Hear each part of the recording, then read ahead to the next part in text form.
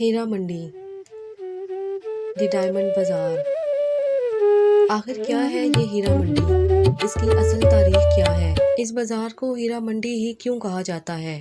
اس بازار سے طوائفوں کا آخر کیا تعلق ہے؟ اس بازار کی طوائفوں نے کیسے باغیوں کو پناہ دے کر تحریک آزادی میں اپنا کردار ادا کیا؟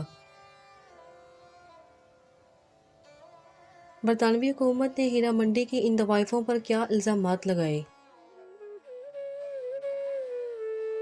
دوستو، جب سے ہیرا منڈی ویب سیریز نیٹ فلکس پر ریلیز کی گئی ہے، سوشل میڈیا پر ہر طرف اس کے متعلق آج کل بہت سی باتیں ہو رہی ہیں۔ ہر کوئی یہ جاننا چاہتا ہے کہ آخر ہیرا منڈی کی تاریخ کیا ہے۔ سنجے لیلا بنساری کی تیار کی گئی یہ سیریز تاریخ کی ہیرا منڈی سے بالکل مختلف ہے۔ اس سیریز میں جن طوائفوں کو رانیاں بنا کر دکھایا گیا ہے، یہ انتہائی افسوسناک ہے۔ نشانے پہ لگا ہے میری جان اور ہاتھ یہ دوستو، ہیرا منڈی کی اصل حقیقت جاننے کے لیے ہمیں تھوڑا تاریخ میں پیچھے جانا پڑے گا۔ ہیرا منڈی، جو کہ ڈائمنڈ بازار کے نام سے مشہور ہے، پاکستان کے شہر لاہور کے غزالی گیٹ کے پاس اور بادشاہی مسجد کے جنوب میں واقع ہے۔ ہیرا منڈی مغل دور میں شاہی محلہ کے نام سے مشہور تھی، لیکن پھر ہیرا سنگھ ڈوگرہ نے یہاں ایک مارکیٹ قائم کی، جس کے بعد اس کا نام ہیرا منڈی پڑ گیا، یعنی ہیروں کا بازار۔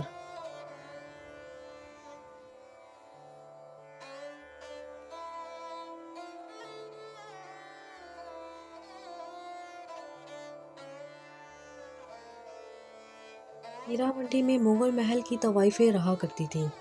طوائفیں مغل دور میں ان عورتوں کو کہا جاتا تھا جو سنگنگ، ڈانس اور شاعری میں مہارت رکھتی تھیں۔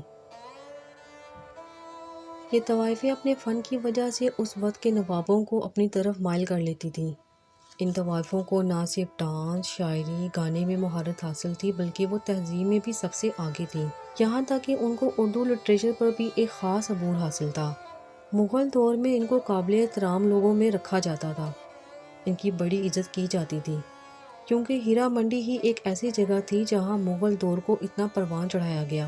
ان طوائفوں کی اس قدر نالج اور قابلیت کی وجہ سے اس وقت کے نواب اپنے بچوں کو لٹریچر اور تہذیب سیکھنے کے لیے ان کے پاس بھیجا کرتے تھے۔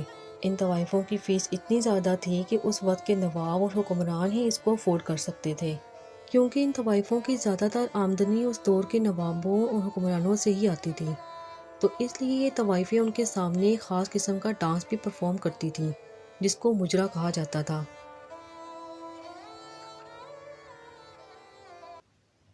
لیکن یہ مجرا تہذیب اور تمیز کے دائرے میں رہ کر پرفارم کیا جاتا تھا۔ اس طرح مجرے کے ساتھ ساتھ گائکی اور شاعری کی محفلیں بھی سجنا عام بات تھی۔ تاریخ دان یہ بھی لکھتے ہیں کہ بہت سی طوائفوں نے نوابوں سے نکاح بھی کیا۔ ان طوائفوں کا اس دور کے جرنلسٹ اور شاعروں پر کافی گہرا اثر تھا۔ وہ بھی چاہتے تھے کہ یہ طوائفیں ان کی شاعری کو لوگوں کے سامنے پیش کریں۔ لیکن جب اس کے بعد ایسٹ انڈیا کمپنی تجارت کے نام پر ہندوستان میں داخل ہوئی، اور اس کے بعد جب برطانوی حکومت نے اپنے قوانین کے نفاذ کا باقاعدہ آغاز کیا، تو یہاں سے شروع ہوتا ہے ان طوائفوں کا ڈاؤن فال۔ جہاں ان طوائفوں کو اتنا محترم سمجھا جاتا تھا، تو وہیں دوسری طرف انگریزوں نے ان کو اسٹریٹ پرفارمر کے طور پر لینا شروع کر دیا، جبکہ اسٹریٹ پرفارمر جسم فروش ہوا کرتی تھیں اور بہت ہی بیہودہ ڈانس کر کے لوگوں کو اپنی طرف مائل کیا کرتی تھیں۔ ہیرا منڈی کی طوائفوں کا ڈانس تہذیب کے دائرے میں رہ کر پرفارم کیا جاتا تھا، لیکن انگریز ان دونوں پرفارمنسز کے درمیان فرق محسوس نہ کر سکے اور ان پر جسم فروشی جیسے ٹیکس بھی لگائے۔ اس طرح ہیرا منڈی کو ریڈ لائٹ ایریا کا لقب دے دیا گیا۔